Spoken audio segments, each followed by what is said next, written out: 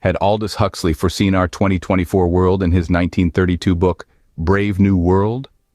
While it might appear far-fetched, the parallels are undeniable. Huxley's narrative takes us to a future that uncomfortably mirrors our era, a place where progress and depravity coexist. Huxley's society is shiny and pristine on the surface, an emblem of technological leaps. But beneath this dazzling exterior lurks a monstrous defect. It's a community devoid of human connection. Huxley's citizens are not born but decanted, and Bokanovsky's process is the procedure that makes people a mass-produced commodity. They are programmed to accept their predestined social status. Huxley obliterates individuality in his striking phrase, "Everyone belongs to everyone else." Happiness is artificially manufactured, and pain is a distant memory, a forgotten notion. Fast forward to 2024, our world is paradoxical. Technology has made us more connected yet more isolated. We are constantly bombarded with information, but actual is scarce. Society pressurizes us to conform to preset social norms, diminishing individuality to a burden rather than a virtue. Huxley's fictional society and Brave New World and our 2024 reality are eerily similar. Technology and societal pressures shape our lives, almost replicating Huxley's dystopia. This unsettling alignment between reality and fiction compels us to ponder, are we inhabitants of Huxley's Brave New World? The frightening truth is, Huxley's resembles our reality more than we might like to admit. In Huxley's crafted world, soma symbolizes a potent drug that offers both escapism and a faux elevation of mood. Just one dose of soma promises to erase all worries, all fears. Yet what remains when these are gone? Is it sincere joy, or merely a shallow facade of happiness? In the words of Huxley himself, by this, 1/2 gram for a half holiday, a gram for a weekend, 2 grams for a trip to the stunning East, 3 for a bleak eternity on the moon. This highlights the concept of artificial joy, a formidable tool in Huxley's dystopia. The people are manipulated not through coercion or terror, but through the captivating charm of soma, a tranquilizer, a numbing agent, a means to maintain societal contentment regardless of the stark reality beneath. How does this translate to our world? While we don't have soma, we have similar distractions. Technology, social media, and entertainment are our modern soma, continuously entertaining, captivating, and distracting us. The magnetic appeal of social media feeds, the constant switch of web allure of video games, all act as digital stand-ins for soma. These enable us to detach from reality, fostering our inclination to ignore our problems and neglect our surroundings. They create a mirage of happiness, a transient illusion that vanishes once we switch off.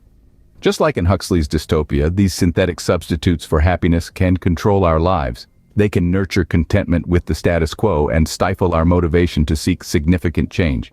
They assist in diverting us from our realities and their associated challenges. But what's the price? Is it our humanity? As Huxley mused, did you ever feel as though you had something inside you that was only waiting for you to give it a chance to come out? Some sort of extra power that you aren't using? It's high time we tackle these questions and strive to find true joy and fulfillment in our lives, rather than being put to sleep by our contemporary soma alternatives. Beneath the seemingly perfect surface of Huxley's world, a haunting emptiness lurks. His masterpiece dissects the chilling lack of personal ties and individuality. This universe, radiant with synthetic joy, is devoid of genuine human essence and personal intricacy. For instance, characters have been conditioned from birth to shun intense emotions and independent thinking. As Huxley himself pens in the novel, everyone belongs to everyone else, emphasizing the devaluation of personal and individualism. The characters, despite having their needs met, lack the fundamental aspects that define being human. Consider Bernard Marx, who embodies the inability to form deep emotional bonds, often treating Lenina as an object, not a fellow human. The citizens are denied the chance to feel profound emotions, establish close engage in thoughtful conversations, and express their uniqueness. Huxley's critique transcends fictional society. Through his dystopia, he illustrates a larger-than-life image of our own reality. As we delve deeper into the digital age characterized by superficial connections, are we trading meaningful interactions for convenience and superficial bonds? Huxley warns us of a world where our human qualities are swapped for a facade of happiness, and depth is sacrificed for perceived perfection. Navigating the intricacies of our present-day world, we should heed Huxley's warning. We must strive to maintain our depth and humanity, significant relationships, and value our uniqueness. As Huxley's Brave New World prompts us to ponder, are we giving up depth and humanity in our pursuit of perfection? This inquiry is as relevant today as it was when the book was first published, and it's a query that we must continually grapple with as we carve out our future path. Brave New World is a narrative that delves into the paradoxes of a society that seems harmonious and content, yet demands a heavy price, our individuality and the freedom to choose. Here, citizens are manufactured to conform, never daring to question their designated roles in the societal hierarchy. It's a world where the right to make choices, to desire, to dream is conspicuously absent. To grasp this concept, let's examine the character of Lenina Crown. She's a classic example of societal compliance, seemingly at peace with her lot in life, as she proudly proclaims, "I'm glad I'm not a gamma."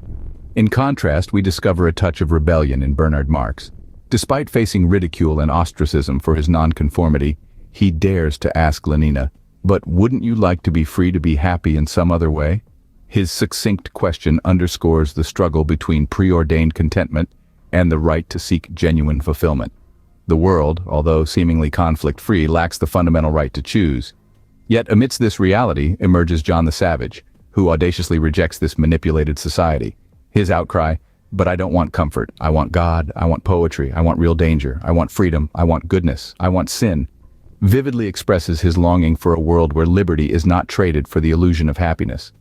In pondering over Huxley's universe, we must question, are we ready to exchange our freedom for a mirage of joy?